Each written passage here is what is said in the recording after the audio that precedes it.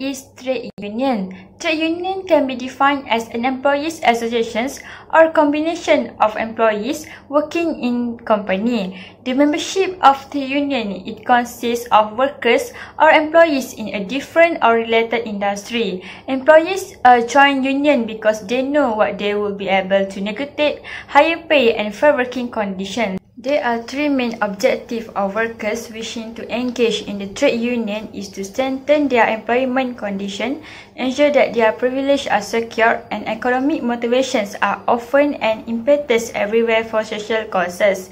Great workplace arrangements are the options of workers, and entering an existing trade union is the way to get what they deserve. Through the use of the union, the arrangements for better and sufficient job facilities will be strengthened. First functions of trade union is determination of minimum wages and maximum wages. There is a big difference between the highest wages in the private and public sectors, while the type of employments and work descriptions are almost the same. Trade union would play an important role in addressing this problem by forcing the government to set a minimum wages above 1,200 as an income level that will encourage union members to enjoy a better life because of the increased living expenses per year. Besides, by requesting their high academic status, trade union can provide guidelines for setting minimum and maximum wages by conducting a study to determine the actual state of labor in order to enhance demand support. The function of trade union is to protect the right of workers to join trade union. Workers join trade union to get their rights and privileges from being victimized and discriminated by their employer in terms of getting promotion and protection from social and economic interests which they have been provided if they become the member of trade union. Another functions of trade union is to help deal with the economic downturn. Trade unions can help the government deal with the economic crisis that happens to the country by joining the NGO Action Committee. Trade unions also can conduct their campaigns to make their members aware of the economic downturn and encourage them to buy only essential goods and improve buying local goods and saving energy such as electricity, petrol and water. In this situation, what is troubling is that employers are laid off employees because of the economic uncertainty. If this occurs, the trade union may take steps to secure fair benefits for the unfurnished employee. Besides, it is important to discuss about the problem of termination of foreign workers at the fair so that the foreigners do not see this country is only good at attracting foreign workers to work here, and if not needed, we just need to remove them. Another functions of trade union is addressing the issue of women workers. Trade union should look at the importance of the role of women in the trade movement. Women are also less able to play leadership roles and less able to engage in leadership roles. In decision making, especially at the highest quality, trade union should know the demand that the government and employees agree that women's rights also constitute full equality. It is time for trade unions to provide help and engage more drastically with the issue of single mothers by introducing and enforcing laws that protect women in order to address the administrations. What is QPAX? QPAX means Congress of Unions of Employees in the Public and Civil Services. Alright, now I will tell you a little bit history of how QPAX exists in our country. Under enactment of trade union in 1940, there is no specific of trade union for a specific job. However, after World War II, there are too many trade unions that exist that cause the overlapping and have the same vision and mission. Hence, due to this overlap, their voice is not strong enough as they are not well cooperated between trade unions. Then, a few trade union leaders have taken a step to establish a national trade union so that they will be well cooperated. This is where the Government Services Staff Council show, which represented by 40 trade unions, public servant sector. Their function is to provide inter-union work without the need for the individual autonomy in leading the trade union. At first, the council have 8 trade unions under it. However, it was established so that QPAX can be established, and by that time, more than 48 trade unions under the same council. QPAC mission is to maintain QPAC as the best organization and able to fight for the interests of members of the public sector effectively and ongoing basis. From their mission, we can see that they are really follower of what a trade union should do, which is to fight for the interests of members of public sector since they open their membership for the public sector only. Their objectives are do whatever it takes to promote the interests or to the perfection of the work of all or any of the affiliated trade unions. Second is to protect the interests of the trade union, federation and its members. Third is to regulate employee and employer relations related to the relationship between the government or any member of the union. With the existence of these objectives, it will make sure that they are on track. It is important for them to keep on track, or the Director General of Trade Union or DGTU can deregister them. So for the weak trade union, Telekom Malaysia, or abbreviate TM, was represented by the National Union of Telecommunication Employee, NUT, for Peninsular Malaysia. Meanwhile, for Sabah and Sarawak, they was represented by the Sabah Union of Telecom Employee and Union of Telecom Employee Sarawak. Now I will explain about the characteristic of strong trade union. The first characteristic of strong trade union is when the trade union has a large membership or many members that register under the trade union. Usually, a trade union that has large membership are public sector unions like QPACs, NUTP, and others. A large membership of unions will reflect to a strong position of the unions. This is because that the more the members, the louder the voice of the unions. The member in the trade union will act as a machinery in protecting the rights of each of the union's members. Furthermore, the union that has large membership will be strong in economic matters, voicing out their unsatisfaction towards the employers and other social matters. This is also includes when they performing picketing or strikes. Usually, the members will gather and join the activities. This will scare the employers. Hence, a strong trade union will need for a large membership, and a large membership will lead to a strong trade union.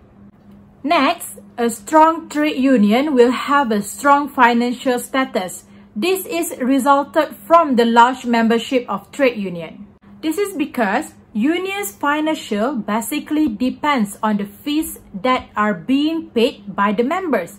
The fees including the entrance fees and monthly subscriptions by the members. Unions that have strong financial status are said to be strong because the unions are able to provide economic benefits and also to pay the expenses of a union activity or to pay services such as lawyer in certain cases. For example, in the case of Cikgu Azizan, a member of National Union of the Teaching Profession NUTP, Cikgu Azizan has been accused for slapping a student while performing his task as a disciplinary teacher. Hence, in this case, NUTP has provided the best lawyer to represent Cikgu Azizan, and NUTP bears with all the costs incurred for the trial process. Thus, a strong trade union will vigorously trying to strengthen their financial status for the sake of giving benefits to the members.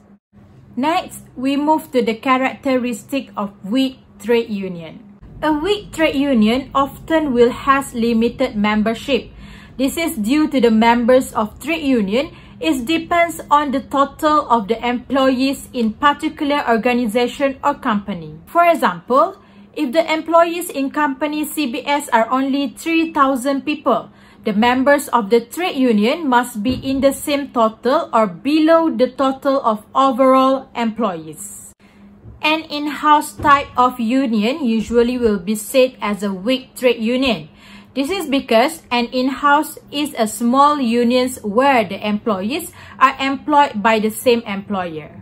For example, the National Union of Telecommunication Employees, NUTE or NUT, where their members are only from the telecom employees in Peninsular Malaysia. A limited membership of trade union will not be able to provide many benefits to their members, and the employers much likely to ignore the voice of trade unions, whether the trade union wanted to start collective bargaining or something else. In addition, with a limited members, the trade union may be indirectly controlled and exploited by the employers. Moreover, a weak financial status of a union will lead to a weak performance of a trade union. Weak financial status resulted from limited membership of the union. Unions' financial often depends on the fees and subscription paid by the members. With a limited members of union, the trade union cannot generate and strengthen their financial. A weak financial, after all, will make the trade union are not able to support unions' activities and cannot provide many benefits to its members. Trade union with weak financial status will likely to depend more on their employers for the support, and at the end will be bound with the employers. There are many benefits of the consequences of a strong trade union. The first one is strong influence, firm and well-known, and last one is to provide comprehensive protection to the employee. For the first consequence, they will have a strong influence and louder voice.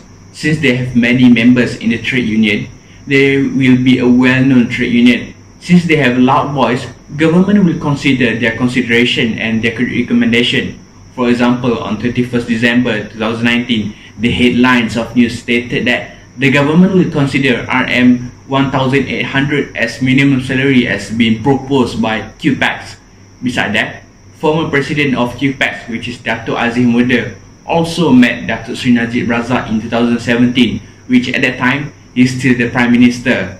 By that time, Dato' Aziz Muda met directly to our Prime Minister by that time to discuss about the welfare of public sector employees.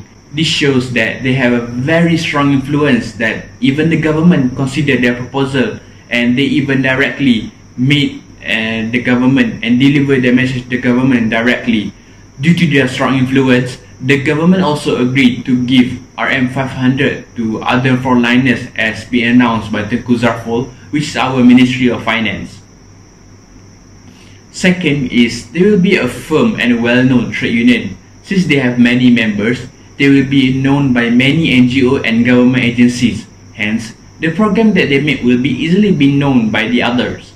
Thus, whenever the NGO or government want to find a trade union to collaborate, they will find QPAX as the program would be easily spread. For example, this year, QPAX have collaborated with Lembaga Penggalakan Pelancongan Malaysia or LPPM to promote tourism in our country. Since COVID-19 hit us very hard this year, LPPKM and QPAX took an initiative to promote tourism sector in our country, where they made a special package for public servants, where the public servants will get 3 days and 2 nights with a price as low as RM 120 per person. For daily visitors, they will get 30% discount less and many more sales. Since QPAX have many members, QPAX can easily spread about this offer to their members and will make this program a successful program. Third is provide comprehensive protection. Since QPAX have many members, this means that they have a strong financial, as they will get their revenue from their membership fee. As we all know, money is very important. Without money, it is hard for certain work to be done. Since QPAX have a strong economy, QPAX take a step further from other trade unions by launching their own Takaful insurance, which is QPAX Care. It has been launched by our former Prime Minister, which is Tun Dr. Mahathir, on 25th March 2018. By this, a strong trade union can be a better trade union, as they do not just try to settle the dispute that occur between employer and an employee, but they also try to cover the medical care of their members. With this, it can make more people attract to join the trade union, as they see that the trade union can give other benefit other than bring up their voice to the government. So, there are 3 consequences of weak trade union. The first consequences is the weaker the voice of the worker. The weak trade union has made the voice of the worker unvisible, as there is no inadequate representative. They also cannot carry out the duty or responsibility as a trade union in a full force to be compared with the strong trade union.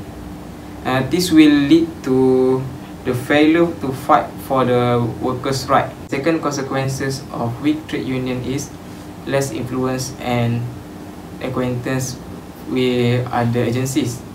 The weak presence of the trade union might make the organization to be unnoticeable by other agencies and organizations. This will cause the difficulties to cooperate and being invited for joint venture with other agencies. This is because they are lack of power and they also have less support from others. Lastly, the consequences of weak trade union is weak financial status due to the shortage of employee. In other words, the limited member for the trade union. The trade union has faces a problem in terms of collecting membership fund or membership fees. This is because there are not many members in the trade union. This will result the only small amount of funding that are available to be collected by the trade union, and this will hinder them from being able to provide many facilities or services for the member of the trade union itself.